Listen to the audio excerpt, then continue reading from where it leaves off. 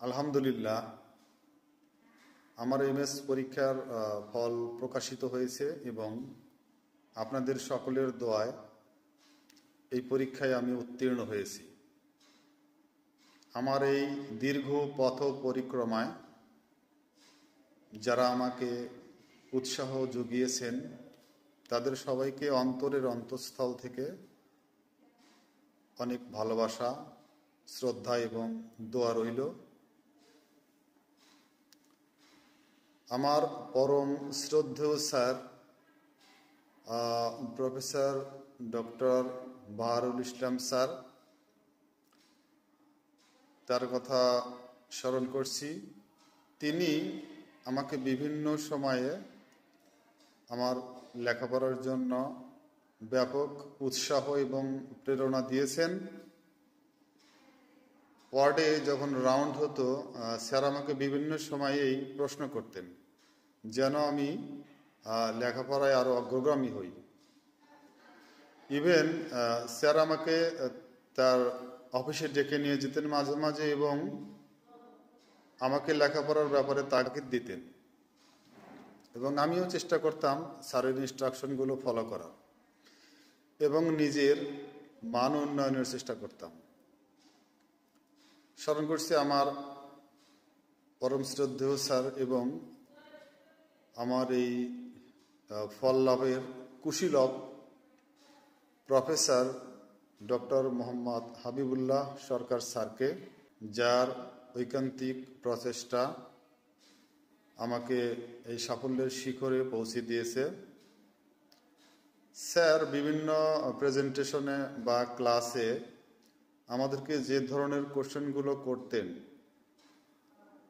সেই কোশ্চেনগুলোর উত্তর করতে আসলে আমাদেরকে হিমশিম খেয়ে যেতে হতো। স্যার আসলে ম্যান অফ ভাস্ট নলেজ।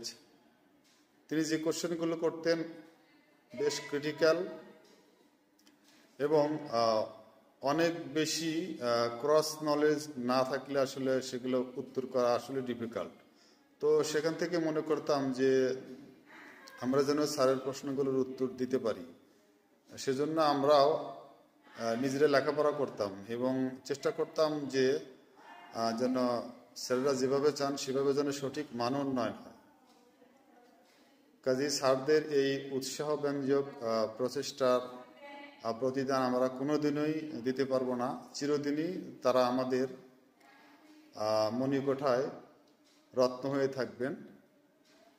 এই মুহূর্তে স্মরণ করছি আমার ভাইবা বোর্ডে যে আরও দুজন স্যার ছিলেন, একজন professor doctor Mohammad Abdus Subhan sir এবং professor doctor Mohammad Imtiaz Faruk sir. তারা অত্যন্ত দূরদর্শিতা এবং বিচক্ষণতার সাথে আমাকে মূল্যায়ন করেছেন। সেজন্যই আজকে আমার এই সফলতা এসেছে।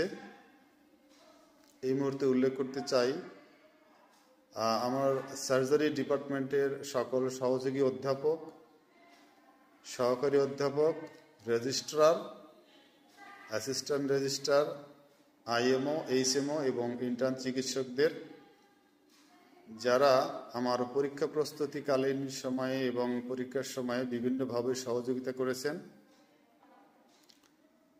আরও দুজনের নাম উল্লেখ করতে চাই। একজন আমার অগ্রজ ডক্টর মোহাম্মদ নুরুল ইসলাম ভাই এবং আমার অনুজ ডক্টর মোহাম্মদ আশরাফুজ্জামান চন্দন। তারা দুজনেই আমাকে ডেকে ডেকে নিয়ে ওয়ার্ডে গিয়েছেন, তাদের সাথে রোগী দেখেছি, ক্লিনিক্যাল এক্সামিনেশনগুলো করেছি এবং ব্যাপক ডিসকাশন হয়েছে। আমার এই সফলতার পিছনে তাদের অনেক অবদান রয়েছে। এই জুলাই বিপ্লবের সময়ে কিন্তু আমার পরীক্ষা প্রস্তুতির সময়টা ছিল।